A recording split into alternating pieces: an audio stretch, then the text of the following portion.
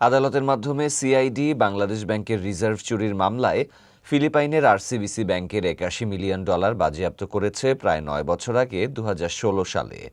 বাংলাদেশ ব্যাংকের রিজার্ভ থেকে সাইবার জালিয়াতির মাধ্যমে চুরি হওয়া $81 মিলিয়ন বাজেয়াপ্তের নির্দেশ দিয়েছে ঢাকার জ্যেষ্ঠ বিশেষ জজ আদালত। $81 মিলিয়ন যেটা ফিলিপাইনের রিজার্ভ ব্যাংকে ছিল, এটাকে আমাদের সিআইডির প্রচেষ্টায় মহামান্য আদালত গতকালকে কনফিসকেশনের অর্ডারটা করেছে। আমরা অত্যন্ত আনন্দের সাথে জানাচ্ছি এই $81 মিলিয়ন যেটা লন্ডার্ড হয়েছিল বাংলাদেশ ব্যাংকের রিজার্ভ থেকে। ফিলিপাইনের রিজাল কমার্শিয়াল ব্যাংকিং কর্পোরেশন আরসিবিসি উক্ত $81 মিলিয়ন পাচারে জড়িত ছিল। সিআইডির আবেদনের প্রেক্ষিতে এবং প্রাপ্ত তথ্য ও আলামত, ফিলিপাইন সরকারের সরবরাহকৃত পারস্পরিক আইনি সহায়তা অনুরোধ এর মাধ্যমে সংগৃহীত সাক্ষ্যের ভিত্তিতে আদালত মানি লন্ডারিং প্রতিরোধ আইন 2012 সংশোধিত 2015 ধারা 17(2)(7) আওতায় আরসিবিসি থেকে $81 মিলিয়ন বাজেয়াপ্তের নির্দেশ দেয়।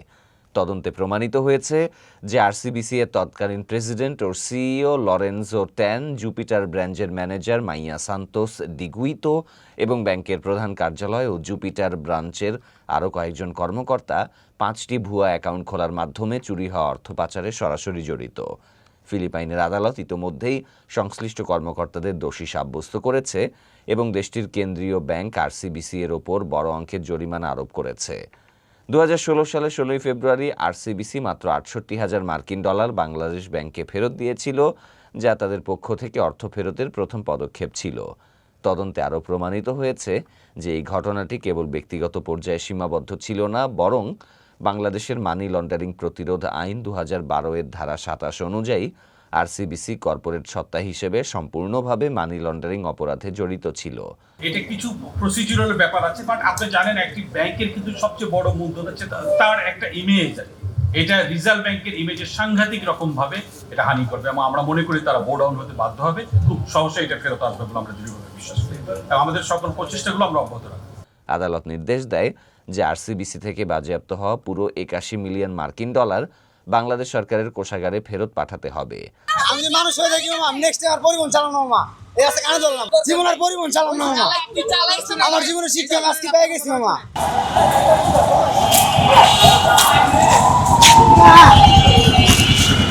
মহিলাটাকে কিভাবে ফালাই দিয়া তুমি আসছো, আমার ক্যামেরা রেকর্ড আছে। আমার সাথে কোনো টাকাই নেই মামা।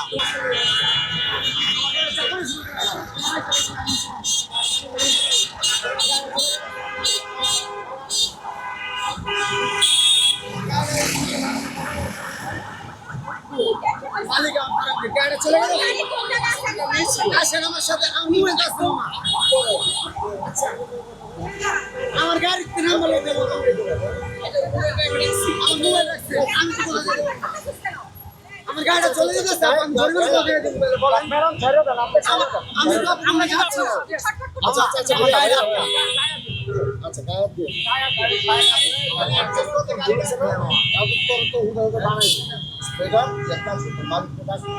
আমার গাড়িতে নাম্বার নিতে হবে, গাড়িটা চলে গেছে, নতুন চার কি গাড়ি গেল কিভাবে, গাড়ির আরেকটা গাড়ি সামারে ফালাই দিয়ে গেল, আমি বলতে পারি না জায়গাটা আটকে দেব।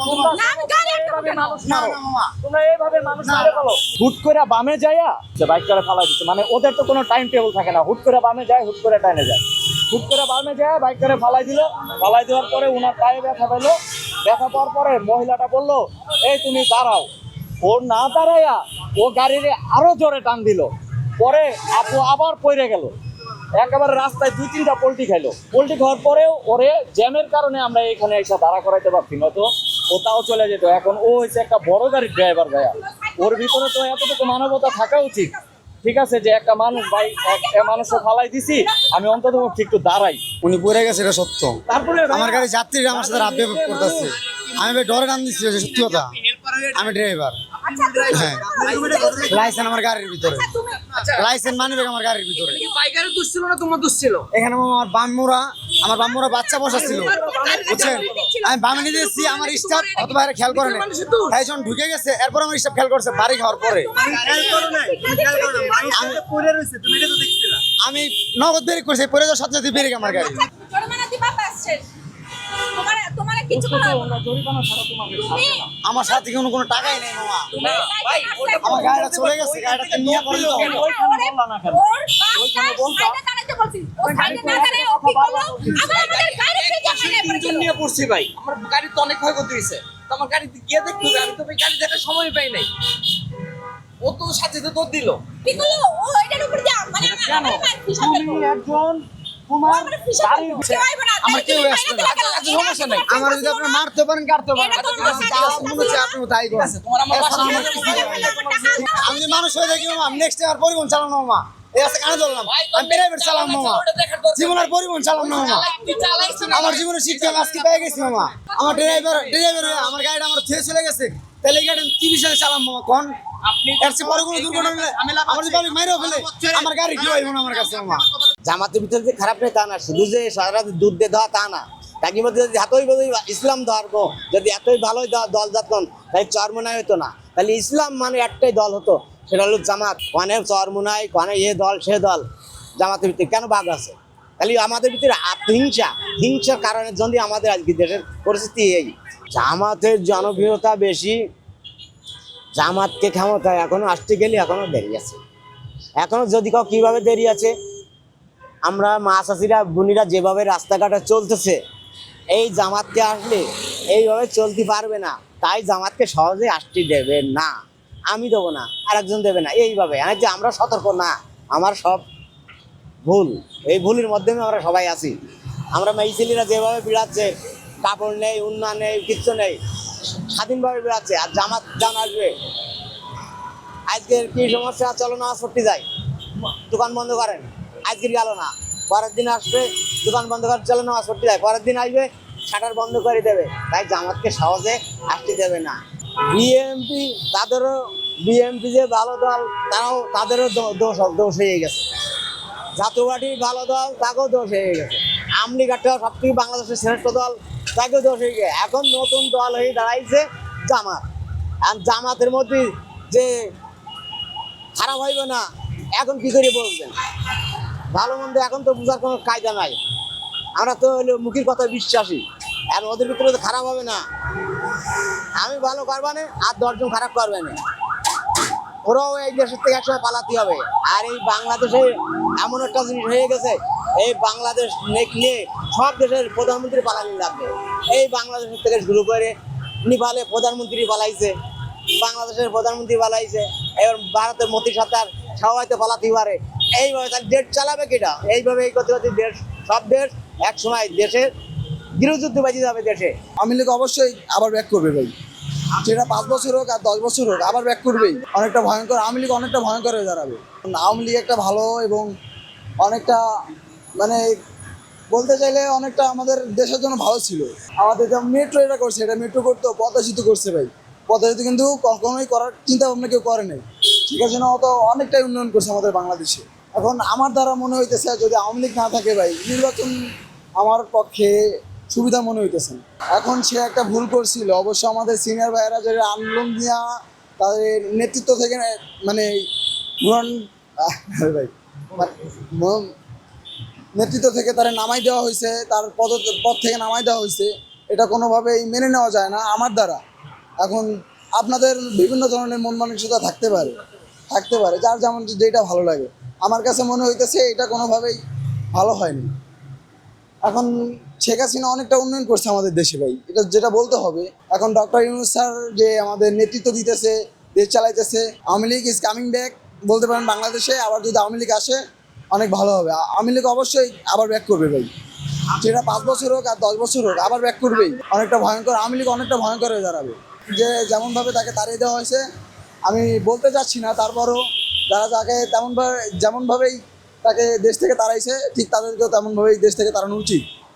কারণ শেখ হাসিনা এমন কোনো অপরাধ করে না, শুধু বলছিল যে যারা কোঠা তারা স্বৈরাচার, এটা স্বৈরাচার বলতেই পারে। হাসানা আইলে তো ভালো হইলো, আইলে তো ভালো হইলো। হাসানা শেখ হাসিনা আসলে মানে ভালো হইব। শেখ হাসিনা তো থাকাকালীও ভালো ছিল, রাষ্ট্রটা ভালোই চলছিল। মনে করে লোনে হাইজা পায়, কোনো চিন্তাই হয়, ওখানে বেডিকে ব্যাগ টানিয়ে লিয়া যায়, মোবাইল টানিয়ে লিয়া যায়, এই অবস্থা। আর দেশে সরকার না থাকলে দেশ তো চলতে পারে না এইভাবে। এই তত্ত্বাবধান সরকার তো মনে করে মুরগির ছার মতন বয়ে রয়েছে। বড় দলের মধ্যে আছে দুইটা, বিএনপি আর আওয়ামী লীগ। এই তো বড় দল আমরা দেখতেছি না। আর পাশ হয়ে যাওয়া জমাতে তো প্রতি বছরই দ্বারা যাইতে পারে না, যাই হলো আওয়ামী লীগ নাহলে বিএনপি, দুইটার একটা। ওই বেটি তো রাষ্ট্র চালিয়ে গেছে অনেক বছর, মানুষের মনে করেন হাস্তা খাওয়াই গেছে, মানে তার হাস্তা খাইতেছে না গরিব মানুষ। যে আওয়ামী লীগ শুধু খারাপ, বিএনপি যে খারাপ না তা না। বিএনপি তারেক রহমান সেও 18,000 কোটি টাকা মেরে নিয়ে এসে বিদেশ পালাইছে। তাহলে এই দেশে কিটা ভালো? বাংলাদেশ স্বাধীনের পরে শেখ মুজিব চালাইছে, জিয়া রহমান চালাইছে, ইরশাদ চালাইছে, খালেদা জিয়া চালাইছে। এর আমলে যে এত উন্নয়ন কাজ, সে মারিকাটি সব নিয়ে যাক, তারপরে এর আমলে উন্নয়ন হয়েছে বেশি। এই দেশে তো আজ হোক কাল হোক তো আমলি সরকার দাঁড়াবে। শেখ হাসিনা তো বয়স শেষ, হয়তো ওনার ছেলে দাঁড়াতে হবে। ওই পরিবার থেকে যেই হোক একজন আমলি কি দাঁড়াই থাকবেই। দেশ ভালো হবে, খারাপ হতে যাইবে না।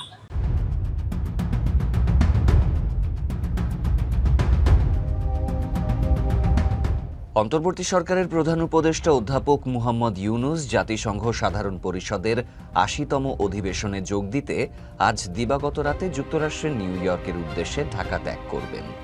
সফরসূচি অনুযায়ী তিনি ২২শে সেপ্টেম্বর নিউ ইয়র্কে পৌঁছাবেন এবং ২৬শে সেপ্টেম্বর সাধারণ পরিষদের অধিবেশনে ভাষণ দেবেন। প্রধান উপদেষ্টার আগামী ২রা অক্টোবর দেশে ফেরার কথা রয়েছে। প্রধান উপদেষ্টার সিনিয়র সহকারী প্রেস সচিব ফয়েজ আহমদ বাসসকে এই তথ্য নিশ্চিত করেছেন।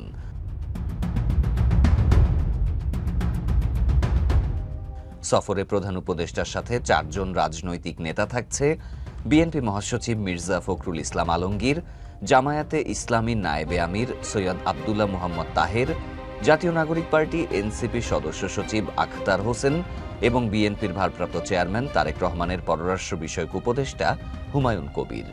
এর আগে পররাষ্ট্র উপদেষ্টা মোহাম্মদ তৌহিদ হোসেন সাংবাদিকদের জানিয়েছিলেন, প্রধান উপদেষ্টা গত ১ বছরে দেশে সংঘটিত সংস্কার এবং আসন্ন জাতীয় নির্বাচনের মাধ্যমে একটি সত্যিকারের গণতান্ত্রিক রাষ্ট্র ব্যবস্থা প্রতিষ্ঠার অঙ্গীকার বিশ্ব নেতাদের সামনে তুলে ধরবেন। এছাড়া তিনি আগামী ৩০শে সেপ্টেম্বর জাতিসংঘ সাধারণ পরিষদের সভাপতির সভাপতিত্বে high level conference on the situation of Rohingya Muslims and other minorities in Myanmar শীর্ষক একটি উচ্চ পর্যায়ের সভাতেও অংশ নেবেন।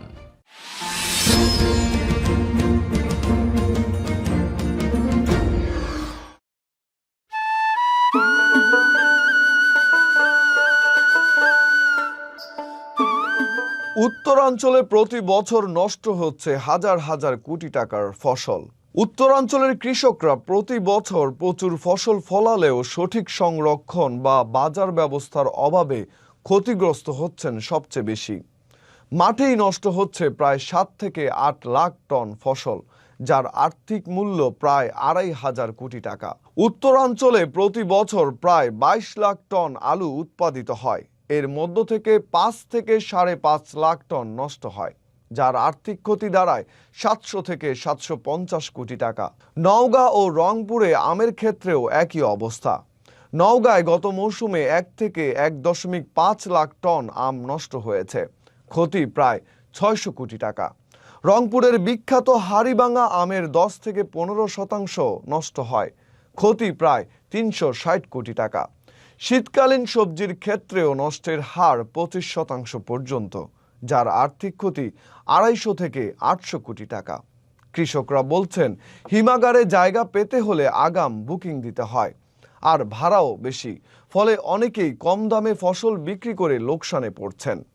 কৃষক সেলিম মিয়ার বক্তব্য, আলু হিমাগারে রাখলে খরচ বেশি পড়ে, আর না রাখলে কম দামে বিক্রি করে লোকসান গুনতে হয়। কৃষি গবেষকরা মনে করছেন, উপজেলায় ছোট মাঝারি হিমাগার, প্রি কুলিং, প্যাক হাউস আর কোল্ড চেইন না থাকলে কৃষকের এই ক্ষতি ঠেকানো সম্ভব নয়। কৃষি মন্ত্রণালয় জানায়, ২০২৫-২৬ অর্থ বছরে উত্তরবঙ্গে হিমাগার স্থাপনে ২১০ কোটি টাকা বরাদ্দ দেওয়া হয়েছে। এতে যুক্ত থাকবে বেসরকারি বিনিয়োগ ও কৃষক সমবায়ও। এই উদ্যোগ বাস্তবায়িত হলে ফসল নষ্ট ২৫% থেকে কমে ১০ থেকে ১২% নামিয়ে আনা সম্ভব হবে। কমবে কৃষকের লোকসান, নিয়ন্ত্রণে আসবে বাজার, আর জাতীয় অর্থনীতিও উপকৃত হবে।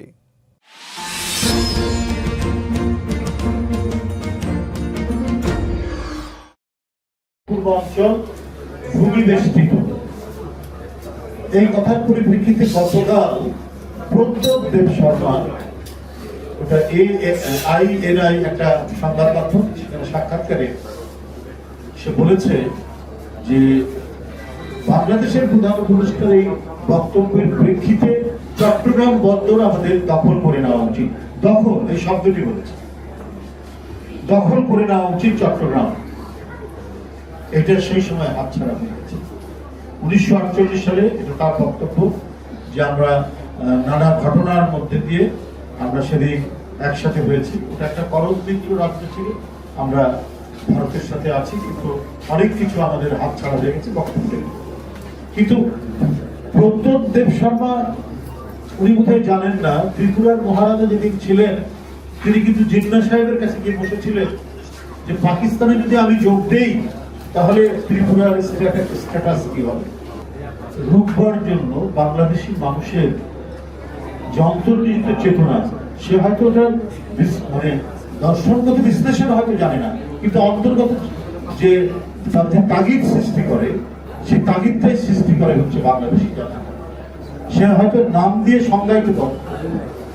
এইরকম যারা বক্তব্য রাখেন, ভারতের রাজনীতিবিদ অথবা কোনো তাত্ত্বিক বিশ্লেষক বা যে কোনো মানে তাদের বিদ্বজ্জন সমাজ, তখন আমাদের যে অহংকারে আঘাত করে, এই অহংকারে আঘাত করাটাই হচ্ছে জাতীয়তাবাদ।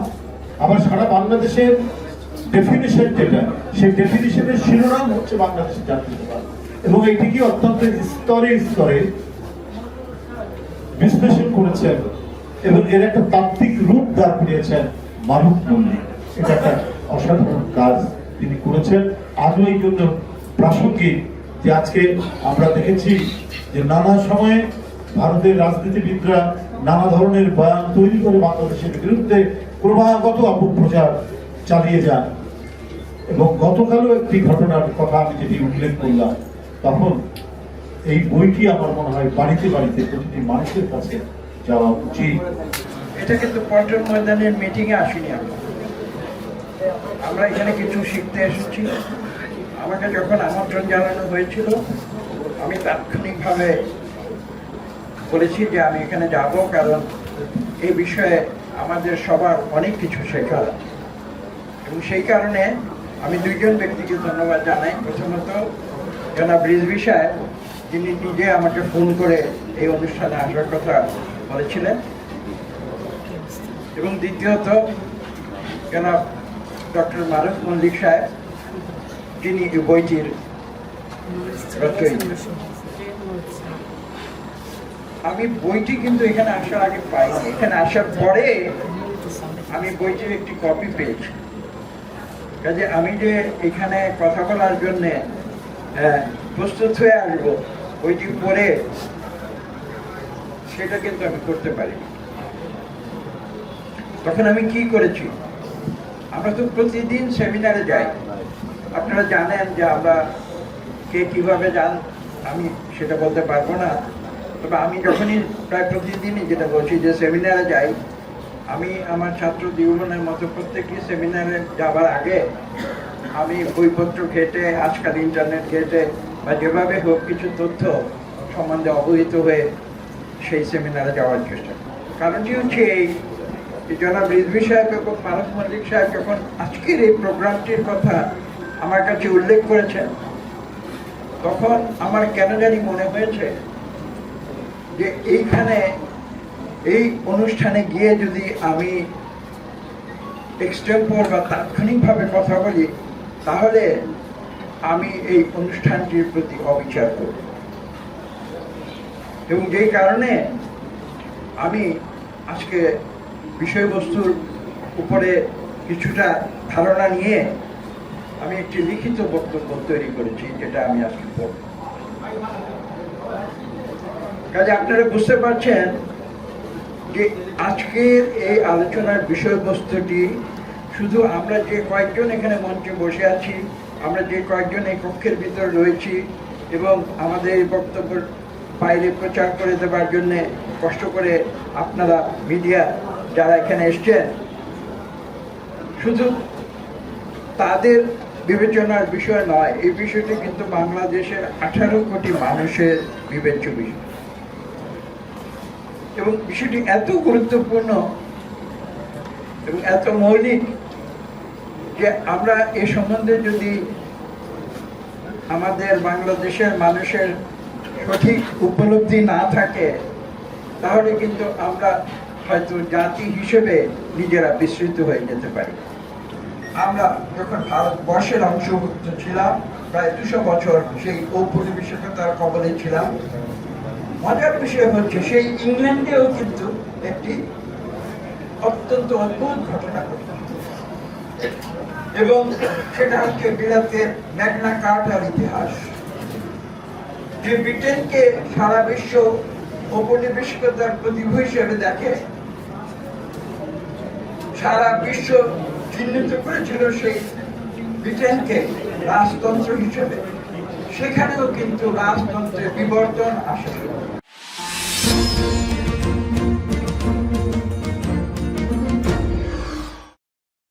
বাঙালিদের প্রতিটি আনন্দ আয়োজন মিষ্টি ছাড়া একেবারেই অচল। কলকাতার মিষ্টি শুধু খাবারই নয়, এটি একটি অনুভূতিও। আর এই মিষ্টির ঐতিহ্য কেবল উত্তর কলকাতাতেই নয়, দক্ষিণ কলকাতাও কীর্তিতে পিছিয়ে নেই। দক্ষিণ কলকাতার বহু পুরনো ও বিখ্যাত মিষ্টির দোকানগুলো শুধু রসগোল্লা বা সন্দেশের জন্যই নয়, বরং তাদের গুণগত মান, তৈরির রেসিপির জন্য বিখ্যাত। পুরো ভারত জুড়ে ঐতিহ্যের জন্য বিশেষ খ্যাতি পেয়েছে। বলরাম মল্লিক ও রাধারমন মল্লিক প্রায় 150 বছরের পুরনো মিষ্টির দোকান ভবানীপুর সাউদার্ন অ্যাভিনিউ গড়িয়াহাটে অবস্থিত 1885 সাল থেকে ঐতিহ্য বহন করছে। বলরাম মল্লিক ও রাধারমন মল্লিকের বিখ্যাত নলেন গুড়ের সন্দেশ, চকলেট সন্দেশ, ম্যাঙ্গো দই। এই দোকান শুধু শতবর্ষের ঐতিহ্য বহন করছে না, বরং তারা আধুনিক স্বাদের সঙ্গে মিলিয়ে নতুন ধরনের মিষ্টি তৈরি করে চলেছে। উৎসব এলেই নতুন স্বাদের যাত্রা শুরু হয় এই দোকান থেকে। 155 বছরের পুরনো হারান মাঝির মিষ্টির দোকান। এখানে রসগোল্লা পাওয়া যায় চ্যাপ্টা আকারে। 155 বছরের পুরনো হারান মাঝি সুইটসের মিষ্টি এখনও মা কালীকে ভোগ দেওয়ার জন্য সবার আগে পছন্দ। গড়িয়াহাট, টালিগঞ্জ, কালীঘাটে অবস্থিত এটি। চিত্তরঞ্জন মিষ্টান্ন ভাণ্ডারে পাওয়া যায় স্পঞ্জ, রসগোল্লা, মিষ্টি দই। এই দোকান স্থানীয়দের কাছে বহু বছর ধরে অটুট বিশ্বাসের প্রতীক। এদের দই ও রসগোল্লা রীতিমতো ক্লাসিক। ভবানীপুর থানার ঠিক উল্টো পাশে শ্রী হরি মিষ্টান্ন ভাণ্ডার। 113 বছরের পুরনো এই মিষ্টার ভাণ্ডারে পাওয়া যায় দক্ষিণ কলকাতার সেরা ল্যাংচা। এই দোকানগুলো শুধু খাবার বিক্রি করছে না, বরং প্রজন্মের পর প্রজন্ম ধরে ঐতিহ্য, সংস্কৃতি ও আবেগের রেসিপি সংরক্ষণ করে আসছে। পুজো হোক, বিয়ে বা হঠাৎ সন্ধেবেলা, দক্ষিণ কলকাতার মানুষ জানে সত্যিকারের মিষ্টির স্বাদ পেতে হলে কোথায় যেতে হবে।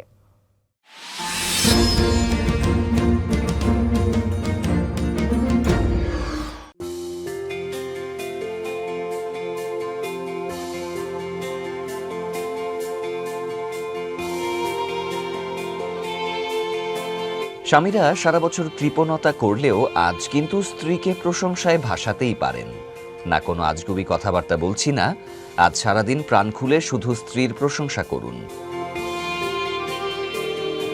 আজকের দিনটি বরাদ্দ স্ত্রীর প্রশংসা করার জন্য। রোববার 21শে সেপ্টেম্বর বিশ্বের সব দেশের স্বামীরা স্ত্রীর প্রশংসা করতে ব্যস্ত। হয়তো এই ব্যাপারটি অনেকের কাছে উদ্ভট কিংবা মজার মনে হলেও প্রতি বছরের 21শে সেপ্টেম্বর বিশ্বের বিভিন্ন দেশে এই দিবসটি ঘটা করে পালন করা হয়। 2006 সাল থেকে এই দিবস প্রথম পালন করা শুরু হয়। তবে দিবসটি নিয়ে খুব বেশি তথ্য জানা না গেলেও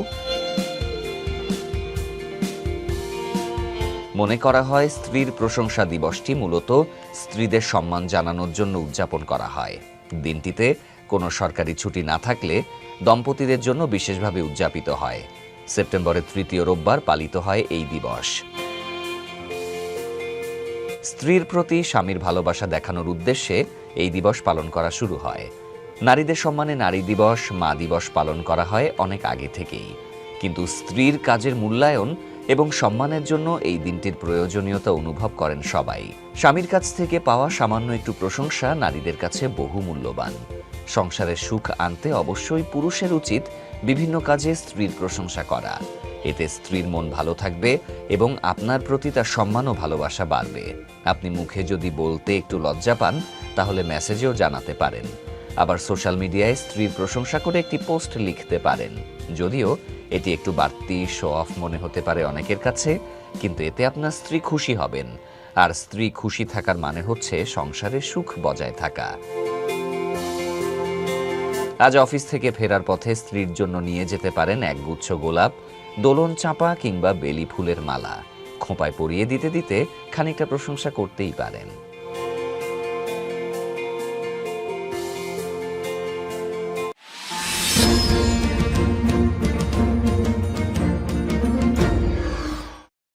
শিক্ষা প্রতিষ্ঠানে যদি গানের শিক্ষক নিয়ে দেওয়া হয় তাহলে কেন ধর্মীয় শিক্ষক দেওয়া হবে না? এজন্য সকল কাছে দাবি জানাতে চাই যেন তারা সকল শিক্ষা প্রতিষ্ঠানে, আমাদের একটাই দাবি, ধর্মীয় শিক্ষক যেন নিয়োগ দেওয়া হয়। ৬৫,৫০০ নাচ গানের শিক্ষক নিয়োগ প্রদান করেছেন। আমরা সুস্পষ্ট ভাষায় বলতে চাই, এই দেশ আলেম ওলামার দেশ, পীর আউলিয়ার দেশ, মুসলমানদের দেশ। এখানে ইসলামের বিরুদ্ধে কোন চক্রান্তকারী টিকতে পারবে না ইনশাআল্লাহ। আমরা দাবি জানাতে চাই, বাংলাদেশের প্রত্যেকটি শিক্ষা প্রতিষ্ঠানে নাচ গানের শিক্ষকের পরিবর্তে একজন করে ধর্মীয় শিক্ষক নিয়োগ দেওয়া হোক। এদেশের মানুষকে নাস্তিক মুরতাদ বানানোর পশ্চিমা মিশনকে বাংলাদেশের মুসলমান বরদাস্ত করবে না। আগামীতে যদি এই মিশনকে বন্ধ করে প্রত্যেকটি শিক্ষা প্রতিষ্ঠানে ধর্মীয় শিক্ষক নিয়োগ প্রদান না করা হয়, বাংলাদেশের প্রত্যেকটি মুসলমান আন্দোলন সংগ্রাম করে তাদের প্রাণের দাবিকে আদায় করে ছাড়ব ইনশাআল্লাহ। আমরা অত্যন্ত ব্যথা নিয়ে আজকে রাজপথে আসতে বাধ্য হয়েছি। এত রক্তের বিনিময়ে, এত ত্যাগের বিনিময়ে, এত অত্যাচার নিপীড়ন ভোগ করার পরে এই বর্তমান নতুন সরকার আসলো। তিনি আসে 90% মুসলমানের দেশে আমাদেরকে বৃদ্ধাঙ্গুলি দেখাচ্ছেন। উনি কিছুদিন আগে গানের শিক্ষক নিয়োগ দিলেন, কিন্তু কোন স্কুলে, কোন হাই স্কুলে, কোন কলেজে ধর্মীয় শিক্ষক নিয়োগ দিতে পারলেন না। আমরা আজকে এই মানববন্ধন থেকে ওই নিয়োগের বিরুদ্ধে তীব্র প্রতিবাদ জানাচ্ছি। অবিলম্বে বাংলাদেশের সকল প্রাইমারি স্কুল, হাই স্কুলে অত্যাবশ্যকীয়ভাবে ধর্মীয় শিক্ষক নিয়োগ দিতে হবে। আপনি আজকে জাতিসংঘের প্রোগ্রামে যাচ্ছেন, যান, কিন্তু সিদ্ধান্তটা দিয়ে যান যে তাদেরকে ধর্মীয় শিক্ষক নিয়োগ দেওয়ার জন্য আপনি সিদ্ধান্ত চূড়ান্ত করেছেন। আর যদি তা না করেন, যেভাবে বিগত সরকার যে পথে গিয়েছে আপনারও সেই পথে যাওয়ার অপেক্ষা করতে হবে। আর যে নির্বাচনের রুটম্যাপ ঘোষণা করা হয়েছে, একটা মহল থেকে এমনভাবে বিভিন্ন দাবি দাওয়া নিয়ে আসছে যে নির্বাচনটা যাতে না হয়। আসলে ওনারা পিআর চান না, ওনারা চান নির্বাচন বানচাল করতে। কিন্তু আমরা জেগে আছি, যারা বিগত 17 বছর রাজপথে রক্ত দিয়েছে তাদের দম থাকতে এদেশে নির্বাচন বানচাল করার সুযোগ দেওয়া হবে না, হবে না, হবে না ইনশাআল্লাহ। আজকে আর লম্বা বক্তব্য দিতে চাই না। আপনারা যাদেরকে নিয়ে পিআরের দাবি নিয়ে আন্দোলন করতে চাচ্ছেন, আন্দোলন করেন। আন্দোলনের শরিকরা একটা একটা করে পিআর থেকে মুখ সরিয়ে নিয়ে যাচ্ছে। যদি সৎসাহস থাকে, জনপ্রিয়তা থাকে, তাহলে আপনারা নির্বাচনে আসেন। নির্বাচনে জনগণ যাদেরকে ম্যান্ডেট দিবে তারাই সরকার গঠন করবে, এটা আমাদের কোনো আপত্তি নাই। কিন্তু নির্বাচনে পিআরের দাবিতে নির্বাচন বানচাল করবেন, তা এখানে এই বাংলাদেশের মাটিতে হতে দেওয়া হবে না, হবে না, হবে না।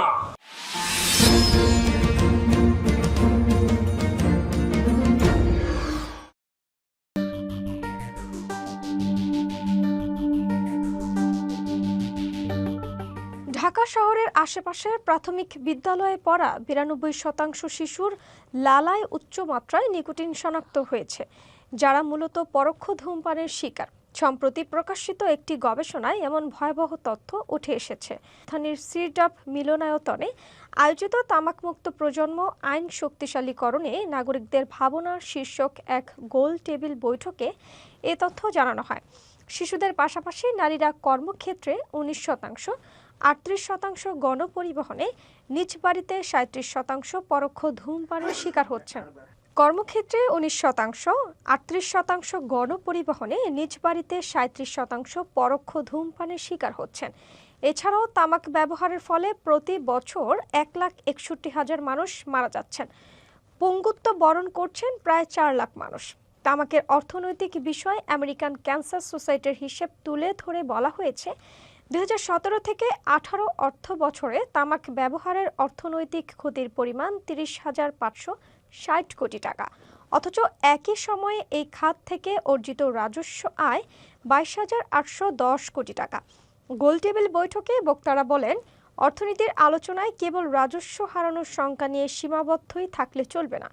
পিয়ার পদ্ধতিতে সবথেকে ভালো হয় না। আমলিক সরকার আমলে ভোট কেন্দ্রে যেতে পারি নাই, না ভোট দিতে পারিনি, যাই দিছি ভোট হয়ে গেছে। আগে যেভাবে নির্বাচন হয়েছে এভাবে করে অনেক জায়গায় ভোট চুরি হয়। পিয়ার পদ্ধতি ছাড়া যদি অন্যভাবে ভোট যদি হয় তাহলে ওই আগের সিস্টেমই চলবে এবং কি ওই চুরি সিস্টেম থাকবেই। আমরা ভোট দিছি এক জায়গায় আর ভোটটা চলে গেছে আরেক জায়গায়। পিয়ার পদ্ধতিতে সবথেকে ভালো হইব। পিয়ার পদ্ধতিতে নির্বাচন দিলে কোনো চুরি ডাকাতি চলবে না, আর কোনো চুরি ডাকাতি থাকবেও না। এটাই সব থেকে নিরাপদ, এটা আমরা বুঝি। আর না ভোট দিতে পারি নাই, এইভাবে ওই যে চুরি ডাকাতি এরকমই হয়েছে। যদি পিয়ার পদ্ধতিতে যদি হয় তাহলে আমরা আশাবাদী যে আমরা সুষ্ঠুভাবে ভোট দিতে পারবো এবং ভোট নিরাপদভাবে হবে। ওরা যে বলে না পিয়ার পদ্ধতিতে নির্বাচন হইলে নাকি ওই ওরা আসতে চাইতেছে না, কিন্তু পেয়ার পদ্ধতি ছাড়া কোনো ভোটই হওয়া যাবে না, হবেই না। তার কারণ পেয়ার পদ্ধতি ছাড়াও অন্যভাবে গেলেই আগের মতন হয়ে যাবে। এটা আমরা সঠিক বলতে পারলাম না। এখন 26 সালে নির্বাচন হয় কি না সেটা আমরা সঠিকভাবে বলতে পারলাম না।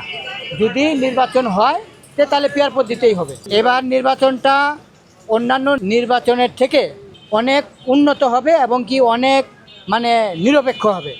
পেয়ার পদ্ধতি ছাড়া যদি অন্যভাবে ভোট যদি হয় তাহলে ওই আগের সিস্টেমই চলবে এবং কি ওই চুরি সিস্টেম থাকবেই। আমরা ভোট দিছি এক জায়গায় আর ভোটটা চলে গেছে আরেক জায়গায়। তো ওইভাবেই যদি হয় তাহলে আমরা কিভাবে আশাবাদী যে আমরা এই ভোটেও ওই সুষ্ঠুভাবে হবে? আমরা কোনো আশাবাদী না। পেয়ার পদ্ধতি ছাড়া আমরা কোনোভাবেই কোনো আশাবাদী না।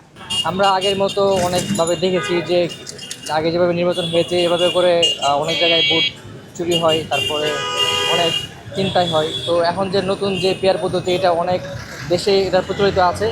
তো এটা যদি আমাদের দেশে এটা চালু হয় তাহলে অনেক ভালো হবে। এই জন্য যে সবাই সংসদে আসন পাবে সেই হিসাবে আমরা সবাই আশাবাদী যে পেয়ার পদ্ধতির মাধ্যমে এবার সূচনা হোক বাংলাদেশে। অন্তত একবার হলেও এটা হওয়া উচিত যে জাতি এবং আমরা জনগণ যেন দেখতে পারি যে এখন রাজনীতিবিদরা কতটুকু পাস করতে পারে, কতটুকু সংসদে আসন গ্রহণ করতে পারে। হ্যাঁ, ইসলামী যে দলগুলো পেয়ার পদ্ধতি চাচ্ছে এটা তারা হচ্ছে জনগণের যে আছে যে মন মানসিকতা ধারণ করে সেটাই বলতেছে, প্রকাশ করতেছে। তো আমি তাদের সাথে একমতই পোষণ করছি, কারণ তারা চায় যে জনগণের প্রত্যেকটা দল থেকেই যেন পার্সেন্টেজ হিসাবে তাদের প্রতিনিধিরা হচ্ছে সংসদে আসন গ্রহণ করতে পারে। আর আরেকটা কথা হচ্ছে যে পেয়ার পদ্ধতিতে ভোট দিলে প্রত্যেকটা ভোটই হচ্ছে যে সুফল হবে, বিফলে একটাও যাবে না।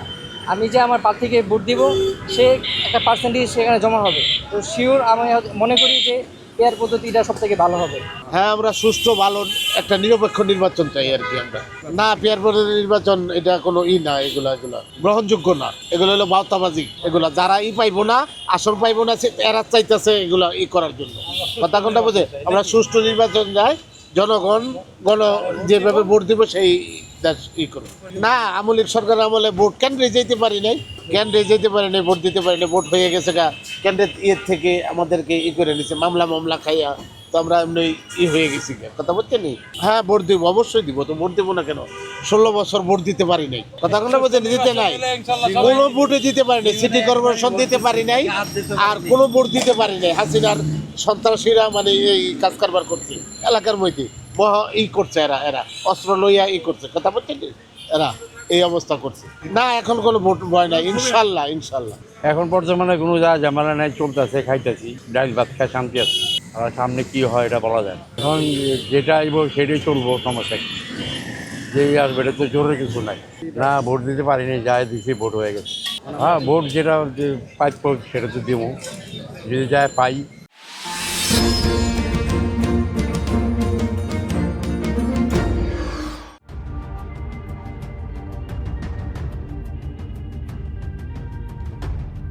স্বামীর প্রতি বিশ্বস্ততার প্রমাণ দিতে গিয়ে ভয়ঙ্কর নির্যাতনের শিকার হলেন এক গৃহবধূ।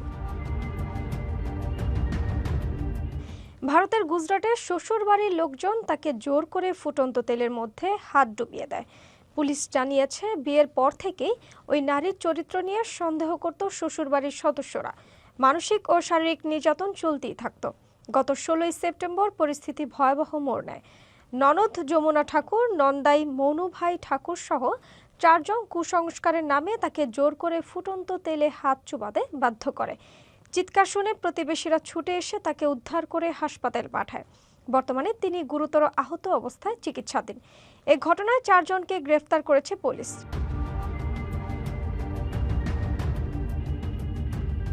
সমাজকর্মীদের অভিযোগ, এ ধরনের কুসংস্কার নারী নির্যাতনের ভয়াবহ রূপ নেয়। কঠোর ব্যবস্থা না নিলে ভবিষ্যতে আরও অনেক নারী একই পরিণতির শিকার হবে।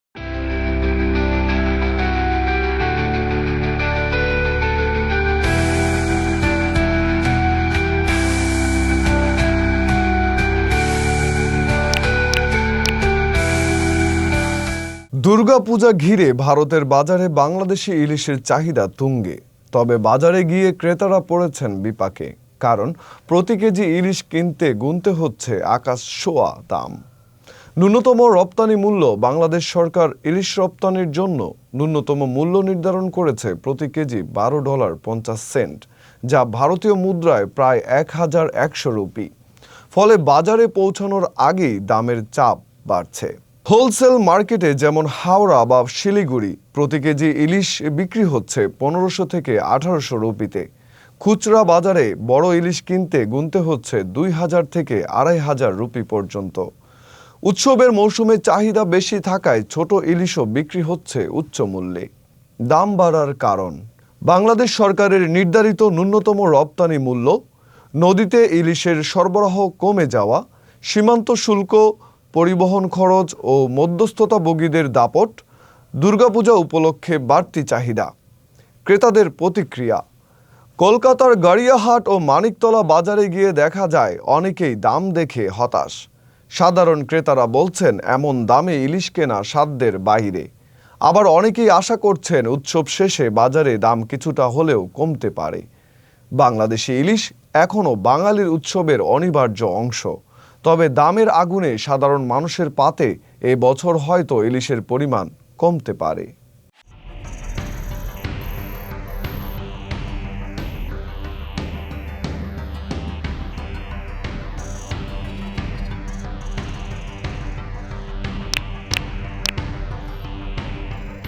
শীর্ষ সন্ত্রাসী বেলচা মনির সহ 5 জন গ্রেফতার। আধিপত্য বিস্তার নিয়ে দুই পক্ষের মারামারিতে আদাবরে রিপন ওরফে নিপুণ নিহতের ঘটনায় প্রধান আসামি ও শীর্ষ সন্ত্রাসী বেলচা মনির সহ 5 জনকে গ্রেফতার করেছে ঢাকা মহানগর গোয়েন্দা ডিবি পুলিশ। শনিবার 20 সেপ্টেম্বর ডিবির তেজগাঁও বিভাগের উপপুলিশ কমিশনার ডিসি মোহাম্মদ রাকিব খান বিষয়টি নিশ্চিত করেছেন। গ্রেফতারকৃতরা হলেন শীর্ষ সন্ত্রাসী ও রিপন হত্যা মামলার প্রধান আসামি বেলচা মনির, রাকিব হাওলাদার ওরফে ছোট রাকিব, মোহাম্মদ গোলাম রাব্বানী সাহস, মনির হোসেন ওরফে গুজা মনির ও মোহাম্মদ আকাশ খা। শনিবার ভোরে রাজধানীর বিভিন্ন এলাকায় অভিযান চালিয়ে তাদের গ্রেফতার করা হয়। ডিবির তেজগাঁও বিভাগের উপপুলিশ কমিশনার ডিসি মোহাম্মদ রাকিব খান জানান, রাজধানীর আদাবরে চাঞ্চল্যকর রিপন হত্যা মামলার প্রধান আসামি ও শীর্ষ সন্ত্রাসী বেলচা মনির সহ 5 জনকে গ্রেফতার করা হয়েছে। এই বিষয়ে ডিএমপির মিডিয়া সেন্টারের সংবাদ সম্মেলনে বিস্তারিত জানানো হবে। উল্লেখ্য, মাদক আধিপত্য বিস্তারকে কেন্দ্র করে গত 16 সেপ্টেম্বর সকালে আদাবরের 17 নম্বর এলাকার রাজু গ্রুপ ও 10 নম্বর এলাকার বেলচা মনির গ্রুপের মধ্যে মারামারির ঘটনা ঘটে। ওই সময় বেলচা মনির গ্রুপের লোকজন রাজুর চাচাতো ভাই রিপনকে কুপিয়ে গুরুতর জখম করে। পরে স্থানীয়রা ঢাকা মেডিকেল কলেজ হাসপাতালে নিয়ে গেলে সেখানে চিকিৎসাধীন অবস্থায় রিপনের মৃত্যু হয়।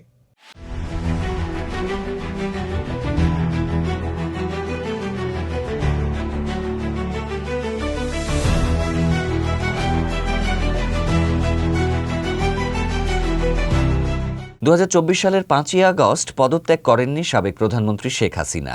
তিনি দেশ ছেড়ে চলে যেতে বাধ্য হয়েছিলেন, এমনটাই দাবি করেছেন শেখ হাসিনা ও সাবেক স্বরাষ্ট্রমন্ত্রী আসাদুজ্জামান খান কামালের পক্ষে সরকারি খরচে রাষ্ট্রনিযুক্ত আইনজীবী মোহাম্মদ আমির হোসেন। রোববার 21শে সেপ্টেম্বর আন্তর্জাতিক অপরাধ ট্রাইব্যুনাল 1-এ জাতীয় নাগরিক পার্টির আহ্বায়ক নাহিদ ইসলামকে জেরার সময় এমন দাবি করেন তিনি।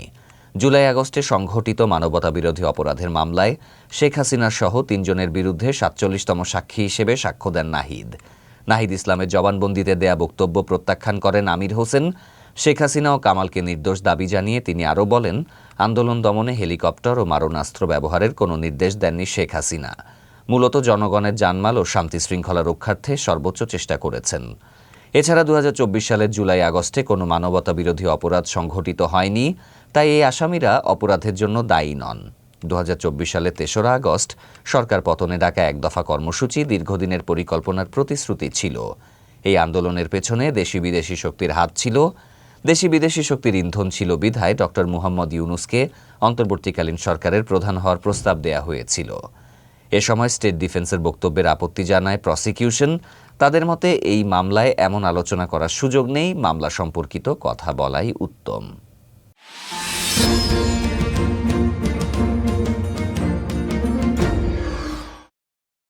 শেখ হাসিনার কোনো দোষ না, দোষ তৈল ছেলেবেলার।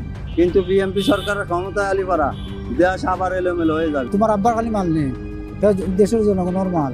একটা স্টিক ধরালি পারা ওই যে গবেজে খাতি হয়েছে, আর এখন ওপেন বেচতেছে, সবকিছুই ওপেন। বিএনপিও দেখলাম, আমেরিকাও দেখলাম, জামাতে আবার যা দেখি। তবে আমলিক সরকার থাকলে এত লুটপাট হই নেই, কথা বুঝেন। সমস্যা তো তানোর পার্টির লোকর। দেশ চলবে না, দেশ লুটপাট হয়ে যাবে।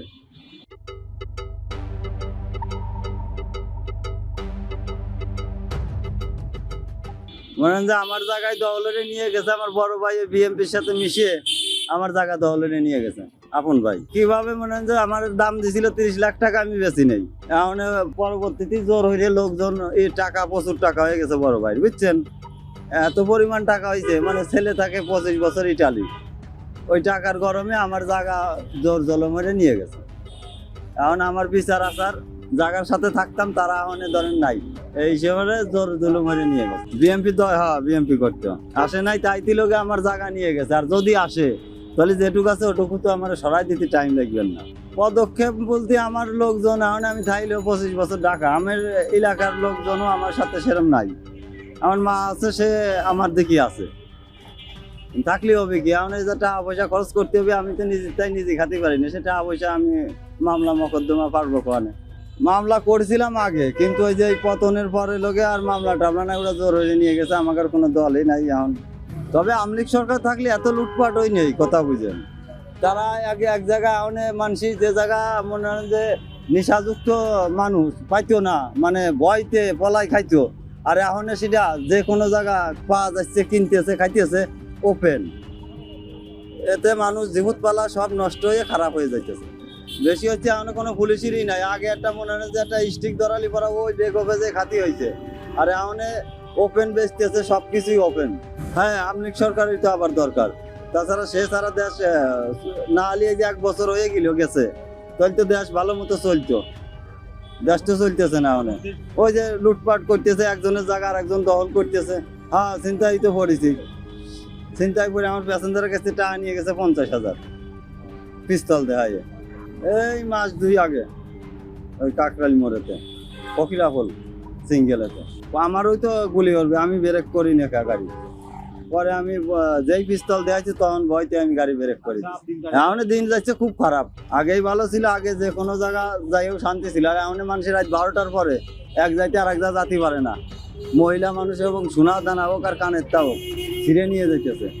তাহলে এখন এইটারও একটা পরিস্থিতি তো সরকারের গঠন করতেছে না। নতুন একটা প্রার্থী থাক, আমার কাছে কথা যে আইছে তারই নির্বাচনে দাঁড়ান, সেই পাশ হোক। কিন্তু বিএনপি সরকারের ক্ষমতায় আলিপাড়া দেশ আবার এলোমেলো হয়ে যাবে। এই 2 দিন আগে লোকে পতন হওয়ার 2 দিন পরে দেশে গন্ডগোল লাগিয়ে গেছিল না, ভাঙচুর প্রতি দেশেই হয়েছে। এরমের যদি আরো 5 দিন এইভাবে থাকতো মানুষের জায়গা দল এমনি হরে নিয়ে যেত।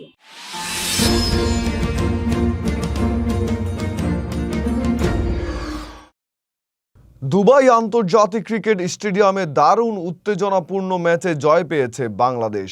শেষ 6 বলে দরকার ছিল 5 রান। দাসুন সানুকারের করা প্রথম বলেই 4 হাঁকিয়ে ব্যবধানটা নামালেন জাকের আলী। তবে জয়সূচক সেই 1 রান তুলতে লেগে গেল আরও 4 বল, হারালো আরও 2 উইকেট। অবশেষে পঞ্চম বলে ব্যাটে লাগিয়েই ভো দৌড়ে দলকে জয়ের বন্দরে পৌঁছে দেন নাসুম আহমেদ। ফলে শ্রীলঙ্কাকে 4 উইকেটে হারিয়ে সুপার 4-এ দুর্দান্ত শুরু করল টাইগাররা। আগে ব্যাট করে লঙ্কানরা তোলে 168 রান।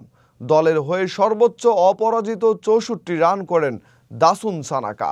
জবাবে বাংলাদেশের হয়ে ওপেনার সাইফ হাসান ও মিডল অর্ডারের তাওহিদ হৃদয় খেলেন 2টি জলমলে 50, যা দলকে এনে দেয় 19.5 ওভারে রোমাঞ্চকর জয়।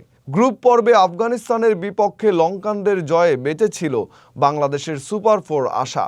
আর সেই লঙ্কানদেরই হারিয়ে প্রতিশোধ নেওয়ার পাশাপাশি ফাইনালের পথে এক ধাপ এগিয়ে গেল লিটন দাসের নেতৃত্বাধীন টাইগাররা।